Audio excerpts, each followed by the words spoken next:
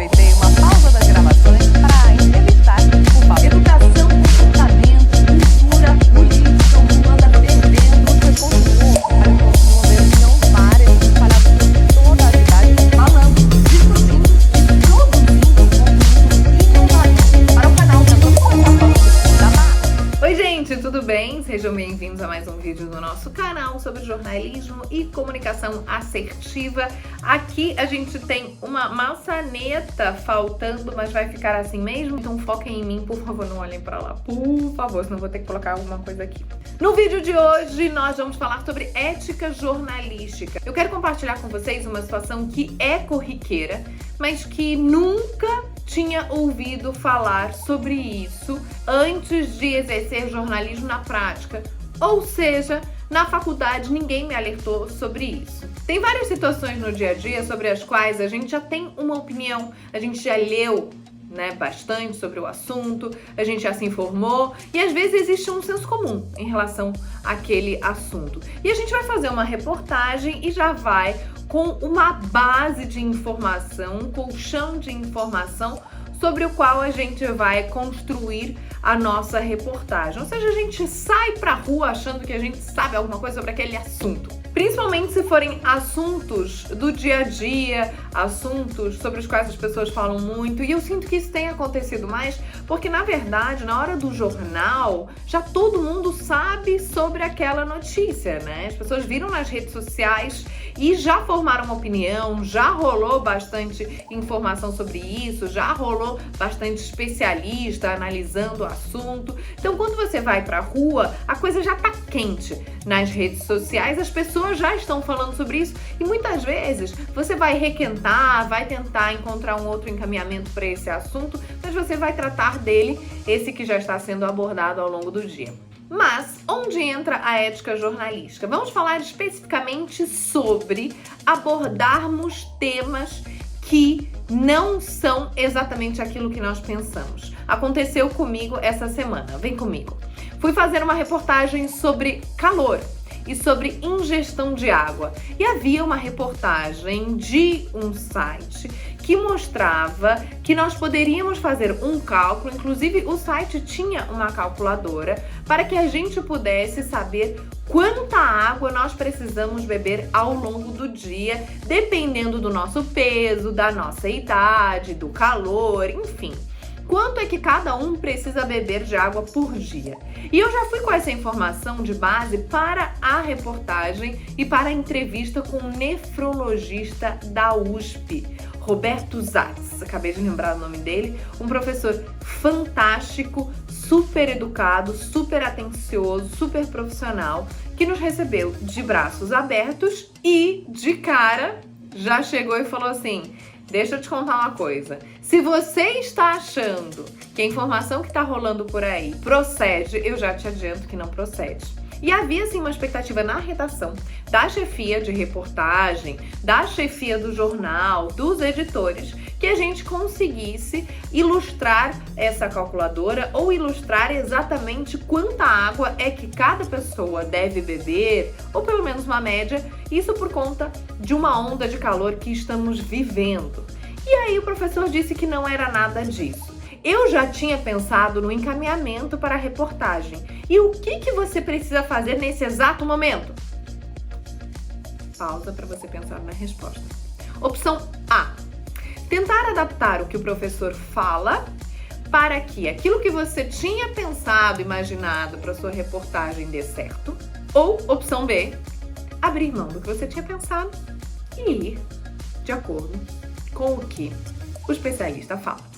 É óbvio que é a opção B, principalmente se eu comecei esse vídeo falando sobre ética. A gente precisa ser fidedigno, não só à informação, mas também às fontes com as quais a gente apura essa informação. Então, se eu estou indo conversar com um professor, se eu estou indo conversar com um médico, se eu estou indo conversar com um especialista, quem tem a palavra final é ele. Ainda que, possivelmente, ele fale o oposto que a gente está imaginando, o oposto, extremo oposto. A gente está fazendo uma reportagem falando que esse fundo aqui é areia. E ele vai virar e falar assim: isso daqui é vermelho. Ainda que isso aconteça, a gente precisa considerar parar tudo e entender o que a gente vai fazer dali pra frente com essa informação. Eu sinto que a blogueiragem e o jornalismo de blogueiragem não tem esse preciosismo hoje em dia. E é aí que a gente perde informação de qualidade, porque a gente precisa apurar incansavelmente.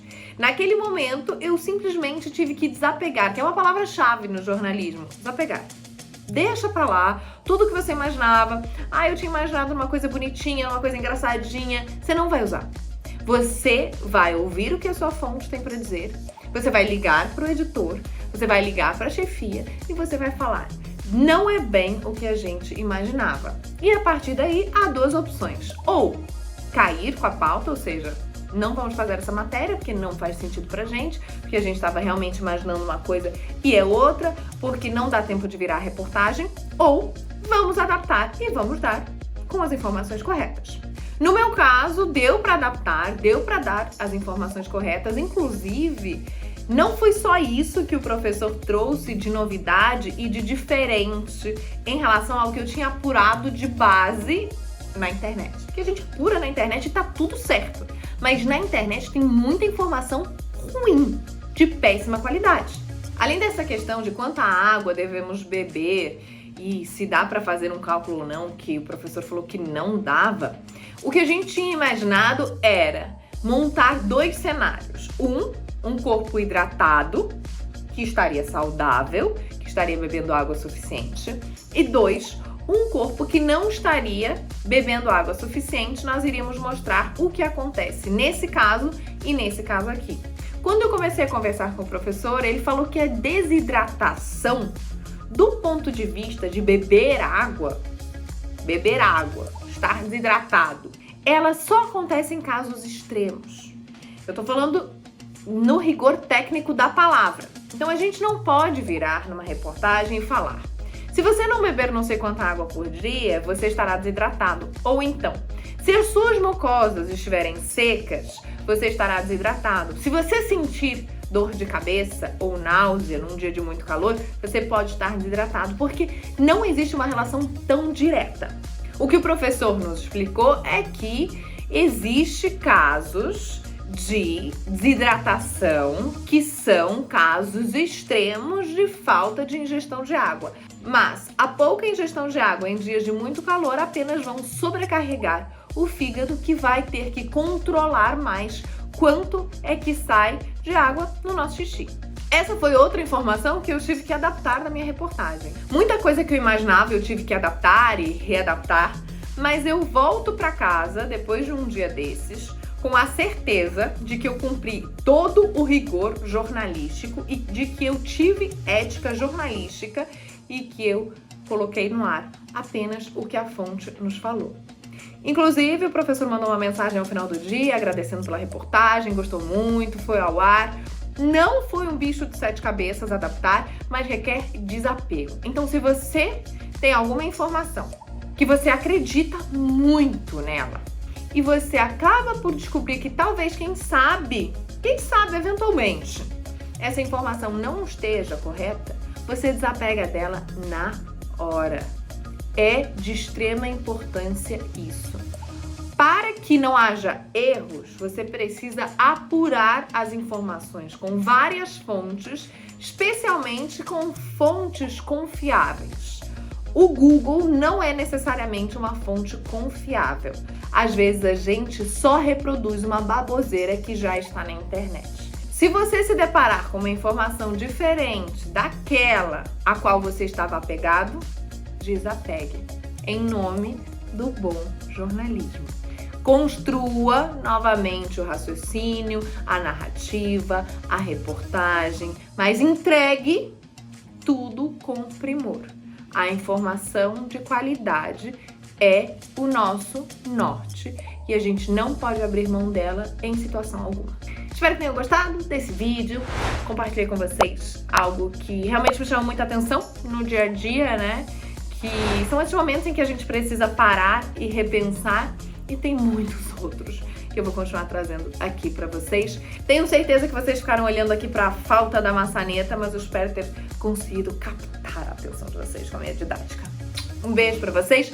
Por favor, curtam, comentem e se inscrevam aqui no canal, que é muito importante. Porque eu faço esse conteúdo, eu invisto nisso de coração aberto, com o único motivo de levar coisas legais pra vocês. Beijo, até a próxima.